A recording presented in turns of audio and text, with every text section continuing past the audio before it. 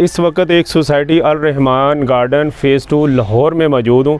माशाल्लाह यहाँ लोगों ने बहुत अच्छे घर बनाए हुए हैं, लेकिन अनफॉर्चुनेटली मैंने यहाँ देखा है कि जो मैक्सिमम रिहायशियों को प्रॉब्लम आता है वो आता है सीपेज का लीक होने का। छत लीक होती है, टैंकी लीक, वॉशरूम लीक, तो यहाँ पे भी है।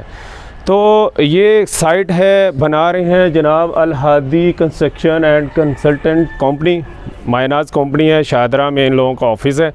तो इन्हीं की साइट पे हूँ और ये हैं जनाब वकार भाई, माशाल्लाह बड़ा एक्सपीरियंस है, सर्टिफाइड प्लम्बर हैं।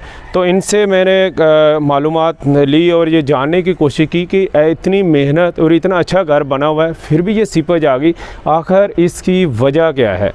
तो पूरे इस व्लॉग में, इस वीडियो में मैं कोशिश करूँगा कि आपको आसान अल्फाज में वो चीज़ें बता सकूँ या हमारे वकार भाई